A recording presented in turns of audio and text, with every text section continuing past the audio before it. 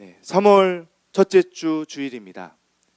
1월은 새해라는 우리의 또 새로움으로 시작하지만 사실 우리는 오랜 옛날부터 3월을 새로운 기점으로 살아온 이 역사가 있습니다. 새 학기가 된 것이죠. 지혜지용이는 내일부터 새로운 반에서 공부하게 되고 새로운 담임 선생님을 만날 것입니다. 돌봄교회도 이제 새로운 배움의 때가 다가오고 있습니다. 지난 2월 세 번째 창립 예배를 드리고 나서 이제 새 학기의 마음으로 새로운 교과서를 펼치는 마음으로 우리가 함께 배움을 시작하려고 하고 있습니다. 그 안에 제가 간절히 기도하고 바라는 것은 이 새로움과 배움, 자라남에 대한 기대함이 저와 여러분들에게 있었으면 좋겠습니다. 기대함은 우리가 배우는 것을 풍성하게 해줍니다. 라오스에 가서 우리 팀이 영어를 가르칠 때 우리를 신나게 하는 것은 이 아이들이 눈빛 가득 기대함이 차 있다는 것이었습니다. 한국에선 경험할 수 없는 것입니다. 노래 하나 하겠다고 하면, 율동하겠다고 하면 이 아이들의 눈빛에 넘치는 기대함이 우리까지 신나게 만듭니다. 그리하여 노래를 신나게 부르고 율동을 누구보다 행복하게 하면서 배우고 익히는 시간을 가질 수 있었습니다. 사실 똑같은 가르침에도 얼마든지 다른 결과, 다른 반응을 가지고 있을 수 있겠죠. 그러나 이 기대가 우리의 배움을 풍성하게 만든다는 사실을 기억하셨으면 좋겠습니다. 그리고 이 기대는 전염성이 있습니다.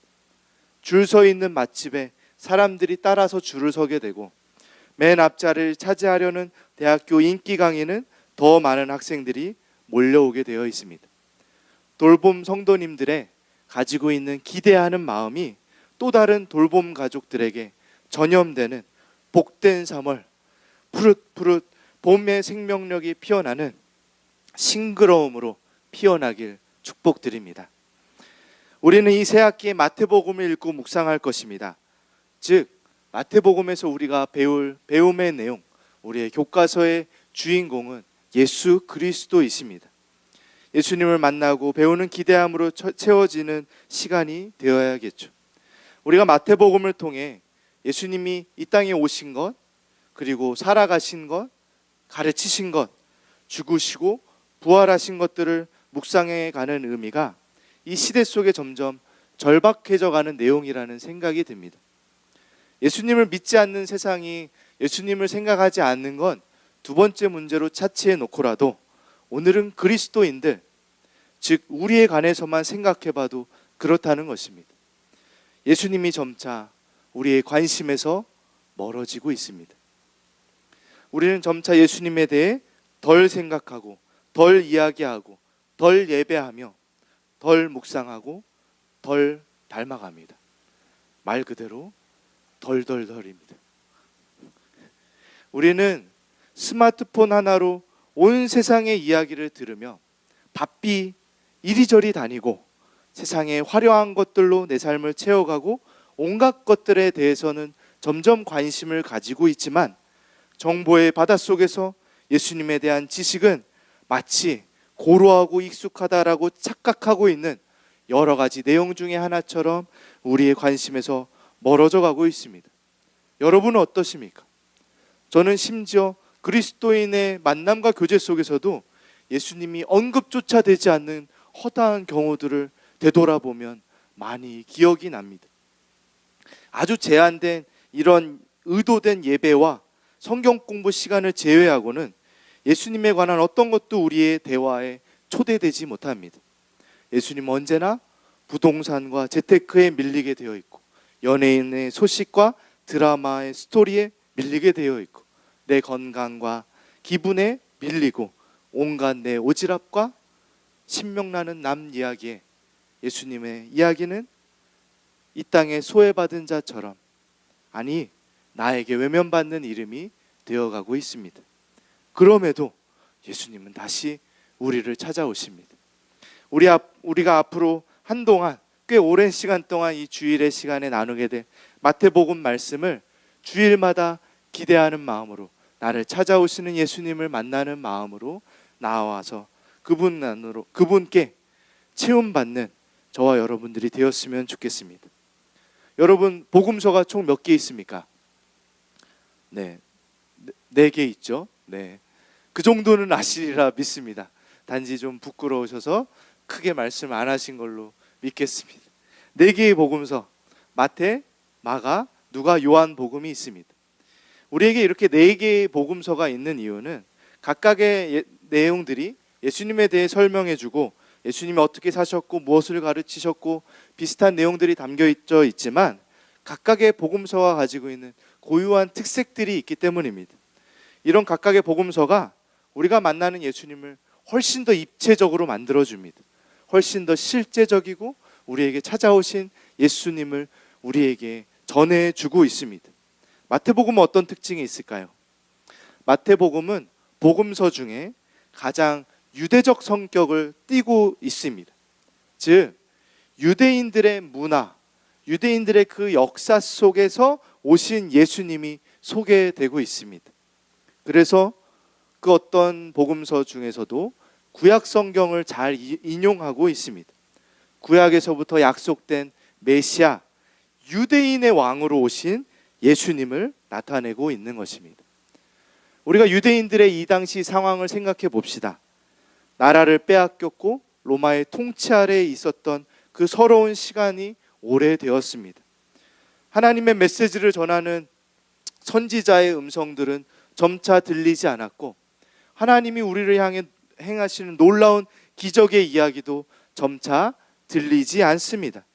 그때 유대인들은 우리는 하나님의 백성이었는데 하나님이 정녕 우리를 버리셨는가라는 큰 절박한 외침 속에 있었을 그들을 향하여 이 마태복음은 유대인의 왕 예수 그리스도를 소개하고 있다는 것입니다. 그런데 마태복음은 이렇게 유대인 성격을 가지고 있으면서도 아이러니하게도 그 유대인들이 가장 불편해야 할 내용 또한 많이 담고 있습니다.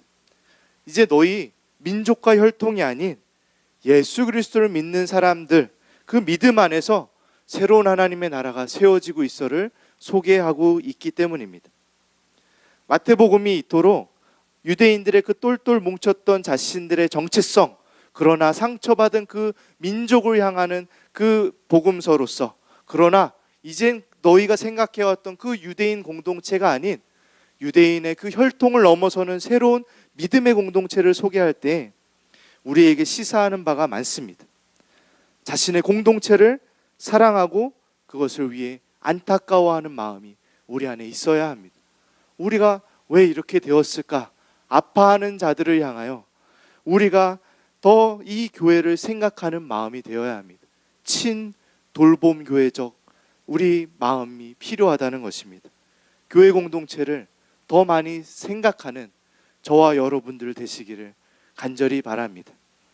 그러나 친 돌봄 교회적이라는 것은 우리끼리 좋사오니 우리만 잘 되게 하소서라는 내용이 아니라는 것입니다. 우리는 우리의 하나됨을 통해, 우리의 결속됨을 통해 우리 너머로까지 나아갈 수 있어야 하는 것입니다. 오늘 살펴볼 마태복음 1장에는 계보가 소개되고 있습니다. 굉장히 길죠. 이 계보는 우리가 잘 모르고 읽을 때야 따분한 이름의 나열로밖에 읽혀지지 않습니다. 그러나 우리가 그 내용을 잘 이해하며 살펴볼 때 우리가 생각해 볼 수 있는 많은 내용들이 이 계보 속에, 이름의 나열 속에 담겨져 있습니다. 1장 1절 한 번 더 우리 같이 읽어볼까요? 시작. 아브라함과 다윗의 자손 예수 그리스도의 계보라. 마태복음의 계보는 총 3파트로 깔끔하게 나뉘어져 있습니다. 그것이 17절에 잘 정리되어 있는데 17절로 넘어가 주시겠어요? 네, 17절 같이 한번 읽어보겠습니다. 시작. 그런즉 모든 대수가 아브라함부터 다윗까지 연례되어 다윗부터 바벨론으로 사로잡혀까지 연례되어 바벨론으로 사로잡혀간 후부터 그리스도까지 연례되더라. 이 연례대로 3파트로 나눠져 있습니다. 그 14라는 숫자는 완전수를 의미하는 7의 곱으로서 완전함이 강조되고 있는 것입니다. 완전한 하나님의 계획 가운데, 그분의 섭리 가운데 예수님은 하나님의 완전한 계획 가운데 오셨다는 것입니다. 그 전환점들에 누구와 누가 있습니까? 누가 보이십니까? 어떤 것으로 시작하고 중간중간에 무엇이 있습니까? 첫 번째, 시작, 아브라함. 두 번째, 다윗. 그 다음에 세 번째, 바벨론 포로가 소개되고 있죠. 각각의 의미들을 살펴보도록 하겠습니다. 누가복음에도 계보가 있습니다. 누가복음은 그 시작이 어디인지 혹시 아십니까? 아브라함일까요? 누굴 것 같습니까? 퀴즈. 주장님, 누구 같습니까? 괜찮습니다. 뭐 틀리면 어떻습니까? 배워가는 과정이니까. 추측. 네.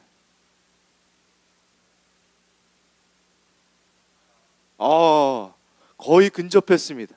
아담에서 한 번 더 가서 하나님께까지 갑니다. 그런데 누가복음은 하나님까지 가는 그 계보 속에 이 마태복음은 왜 아브라함부터 시작할까요? 아브라함이 하나님이 부르셔서 시작되는 이스라엘 민족의 시작이기 때문입니다. 마태복음은 이스라엘, 유대의 그 민족의 그 역사 가운데 오신 예수님을 소개하고 있기 때문입니다. 그런데 아브라함보다 더 많이 강조되는 것은 사실 마태복음의 계보 속에서 다윗 왕입니다. 다윗 왕으로 시작하여 이 바벨론 포로로 다윗 왕조가 끝나는 것, 즉 그 왕조의 개념 속에서 왕의 그 계보 속에서 오신 예수 그리스도, 즉 왕이신 예수님을 소개하고 있는 것입니다. 유대인의 왕으로 오신 예수님을 마태복음은 계보를 통하여 강조하고 있습니다. 우리가 왕국을 생각할 때 늘 누가 다스리는가를 생각해야 됩니다. 왕이신 예수님께서 이 땅의 통치자로 오셨다라는 것을 마태복음은 강조하고 있습니다. 우리가 기억해야 될 것은 우연히 오신 분이 아니라는 것입니다. 완전한 하나님의 계획 가운데, 하나님의 그 섭리 가운데 우리 가운데 오신 분, 약속대로 오신 분이 바로 우리 예수 그리스도입니다. 여러분들의 인생 가운데, 저의 인생 가운데 예수 그리스도를 만난 것은 우연도 아니고 우리의 선택도 아니었습니다. 여러분이 오늘 돌봄교회에서 예배를 드리고 있음은 오직 하나님의 은혜이며 하나님의 섭리 가운데 찾아오신 예수님의 일하심입니다. 우리는 이것을 놓칠 때 쉽게 조급해지고 불안해집니다. 그것은 하나님께서 약속을 완전한 때에, 분명한 하나님의 때에 이루어 가시는 역사의 주관자이심을 우리가 잊어버리기 때문입니다. 우리를 반드시 구원하실 구원자라는 것을 우리가 이 계보 가운데 약속대로 임하시는 예수님임을 확인해야 하는 것입니다. 또한 예수님은 우리의 왕이십니다. 우리를 통치하고 다스리기 위해 오신 왕이십니다. 오랜 기간 나라가 없는 서름 가운데 있었던 이스라엘 민족에게 그들의 영광스러운 왕이 귀환하는 그 순간이 예수님의 오심이라는 것입니다. 다만 그들은 예수님이 오셔서 정치력과 군사력으로 자신들의 삶을 풍성하게 채워줄 것이라고 생각했는데, 예수님은 그들의 영적이고 영원한 삶의 문제들, 죄의 통치와 죽음의 영향력 아래서 우리를 해방시키는 구원자로 오셨다라는 것을 우리는 말씀을 통해 더 자세히 배우게 될 것입니다. 우리가 마태복음을 통해 예수 그리스도를 왕으로 만났으면 좋겠습니다. 우리가 이 마태복음이 끝나는 시간까지 예수님에 대해 배우면 배울수록 예수님이 나를 다스려감이 더욱더 풍성하여져서 주님의 통치함을 받는 우리들이 되었으면 좋겠습니다. 우리를 죄와 사망의 권세에서 해방시키신 강력한 통치자, 이 백성의 삶에 화평과 풍성함을 더해줄 참된 지도자, 우리가 믿고 따르고 순종할 주님이 되어주시는 예수님을 만나는 것입니다.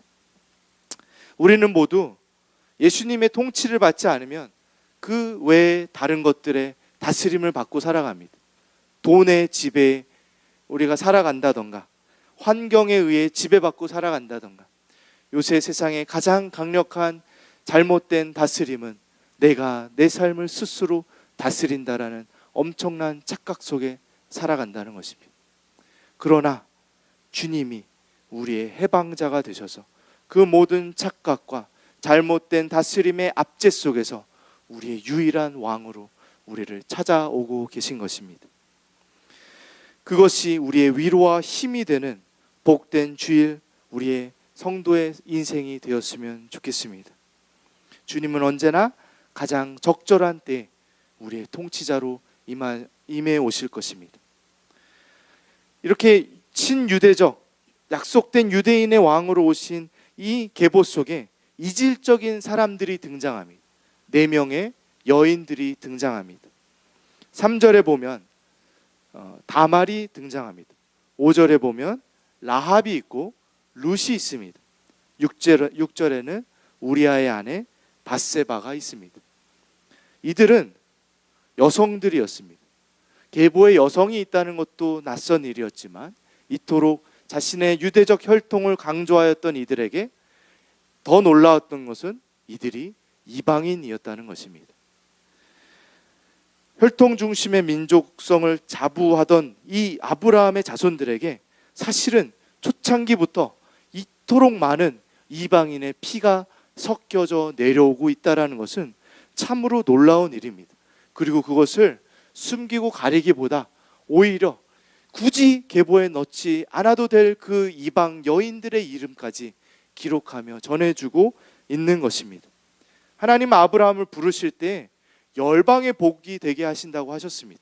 그런데 그 의미를 알지 못했던 이스라엘 백성에게도 하나님은 그 하나님의 섭리 가운데 이방인들을 그 구원의 품 가운데 공동체 안에 언제나 끌어안고 계셨습니다.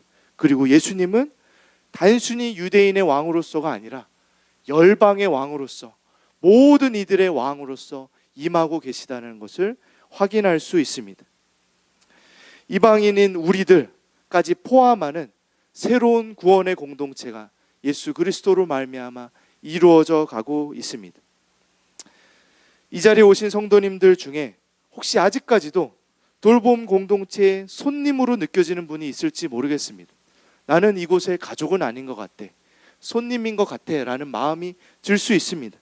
그러나 여러분들, 이곳에 있는 사람들은 나랑 다른 존재들이야 라는 그 생각들을 버리셨으면 좋겠습니다.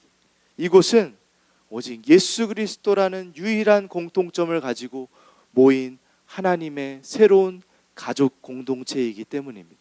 이곳은 어떠한 삶의 내용으로 배제되거나 나뉘어질 수 없는 주님의 놀라운 사랑의 품으로 모두를 품어내시는 우리를 향해 오신 예수 그리스도의 공동체이기 때문입니다.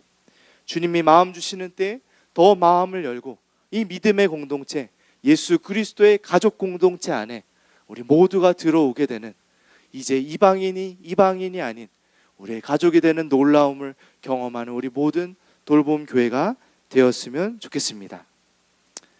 특히 이 4명의 여인들의 스토리를 생각해 보면 더 특별합니다. 여러분, 다말의 이야기를 아십니까?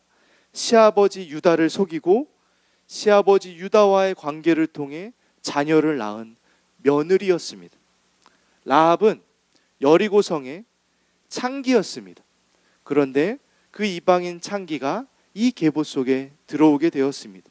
룻은 이방인으로서 결혼하였다가 사별한 후에 시어머니를 따라 베들레헴에 와서 자기의 먼저 죽은 남편의 친척 형과 같은 보아스를 만나 재혼하였던 자였습니다. 우리아의 아내 밧세바는 다윗이 자신의 부하 아내를 향해 음욕을 품었다가 그 부하를 죽게 하고 취하였던 여인이었습니다. 이 여인들의 삶 참 기구하지 않습니까? 우리의 삶에서 쉽게 발견할 수 있는 우리들의 아픔을 나타내고 있습니다. 때론 부끄러움도 함께 담아내고 있습니다. 평범하지 않은 왜곡된 삶의 결과물들이 이 예수님의 계보 속에 가득 담겨져 있습니다. 우리는 이게 정상이야 라고 우리가 세워놓은 기준에 부합하지 않는 참 많은 비정상의 삶의 내용을 우리 안에 가지고 살아갑니다. 그런데 우리는 그것을 자꾸 지워내고 싶습니다. 내 삶에 비정상은 없었으면 좋겠어. 내 삶에 이 아픔, 이 눈물은 없었으면 좋겠어. 내 삶에 이 부끄러웠던 시간들은 좀 지워냈으면 좋겠어 라고 하지만, 그러나 주님의 오심은 그 연속성 안에서 나타나고 있다는 것입니다. 바로 우리의 모든 그런 아픔과 부끄러움과 비정상을 품어내기 위해 예수님은 오셨다라는 것입니다. 우리는 우리의 삶을 이 예수 그리스도로 다시 바라보아야 합니다. 우리의 아픔을 향해 이 아픔이 내게 없기를 바라는 내 마음은 내게 아무 소용이 없습니다. 우리는 우리의 지난 아픔을 향하여 스스로 질척질척거리면서 살아갑니다. 내가 이 아픔에서 좀 더 허우적거리기를 바라는 마음도 때로는 있습니다. 벗어나고 싶고 힘써 빠져나오려고 해도 거기서 쉽게 헤어나오지 못할 때도 있습니다. 그러나 주님은 그런 우리들을 향하여 오셨다라는 것을 기억하셔야 됩니다. 우리의 부정하고 싶은 아픔 속에 주님이 의미가 있는 것입니다. 그 아픔을 통해 주님을 만나게 될 것이고 주님의 참된 의미를 배워갈 수 있기 때문입니다. 우리를 찾아오신 예수 그리스도의 그 구원 여정 속엔 반드시 필요한 내용이 이 4명의 여인들의 이야기이며 이 역사 속에 있었던 수많은 부끄러움과 아픔의 역사이며 내 삶 가운데 있었던 그 힘든 신음의 시간들이라는 것입니다. 우리를 향한 주님의 크고 놀라운 뜻은 실수가 없으시기 때문입니다. 우리는 부끄러울 일도 참 많습니다. 다윗이 밧세바를 범한 일이 그렇지 않습니까?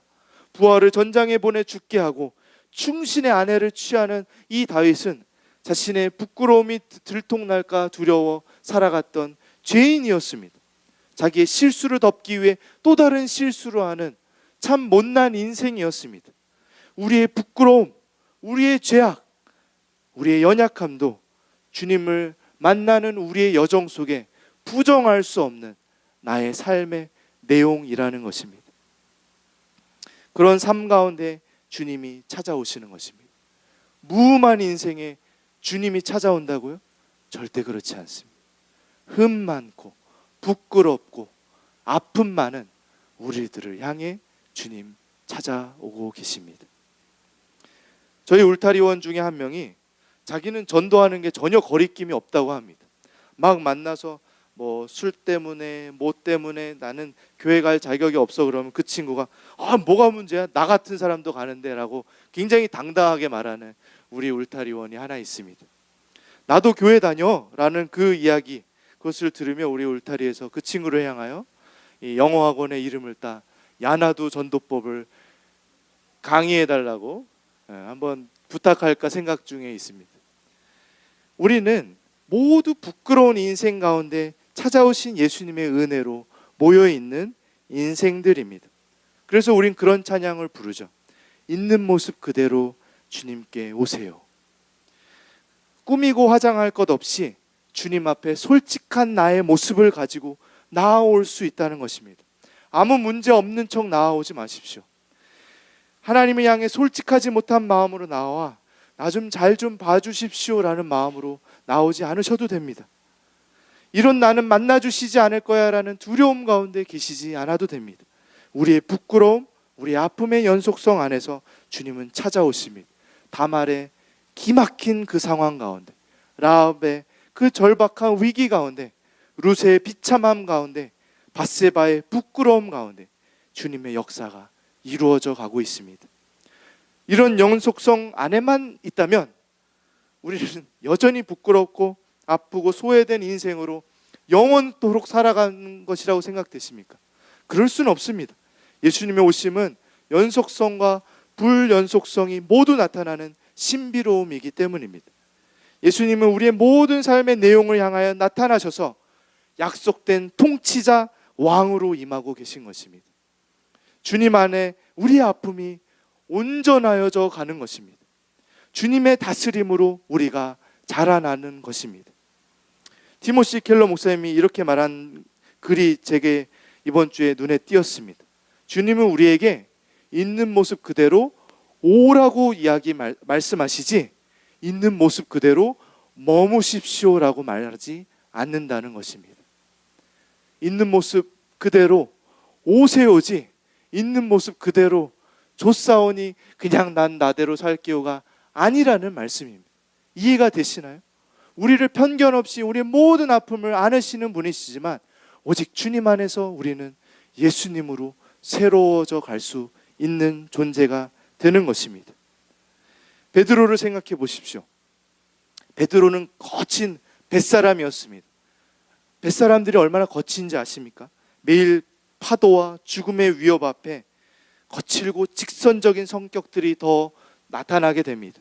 매일 자신의 어업이 생존의 문제가 되는 그 한계와 씨름하며 살기에 베드로는 그러한 성정이 있었던 사람입니다. 그런 베드로에게 주님이 찾아오셨습니다. 그런데 베드로는 과정 중에 여전히 베드로였습니다. 막 굉장히 호기롭습니다. 자기는 예수님을 향하여 죽기까지 따르겠다고 하고 얼마 안 있어 주님을 배신하는 굉장히 쉽게 불타오르고 쉽게 식어버리는 그 성정을 가지고 있는 베드로였습니다. 그 베드로의 연속성 안에 주님은 그 베드로를 품어내시지만 그 베드로를 주님은 다스려 가십니다. 베드로라는 인생을 주님을 닮은 존재로서 키워 나가신다는 것입니다. 불같은 성격이 주님 안에서 다듬어지고 성숙해져 갑니다. 그리고 이렇게까지 고백하는 자리로 나아갑니다. 베드로전서 5장에 있는 말씀입니다. 모든 은혜를 주시는 하나님 곧 그리스도 안에서 여러분을 자기의 영원한 영광에 불러들이신 분께서 잠시 동안 고난을 받은 여러분을 친히 온전하게 하시고 굳게 세워주시고 강하게 하시고 기초를 튼튼하게 하여 주실 것입니다. 권세가 영원히 하나님께 있기를 빕니다. 아멘. 우리는 오늘 마태복음 1장을 통해 예수님의 계보를 살펴보았습니다. 예수님은 택하신 이스라엘 백성들에게 유대인의 왕으로 임하셨지만 또한 열방의 구원자셨습니다. 그들의 자랑스러운 왕의 후손으로 영광의 왕으로 오셨지만 그들이 숨기고 싶었던 모든 역사의 어둡고 불편한 현실을 포함하는 삶의 연속성 안에서 주님은 찾아오셨습니다. 돌봄교회와 동행하시는 예수님은 우리가 날마다 만나고 배워갈 예수님도 동일하신 예수님이십니다.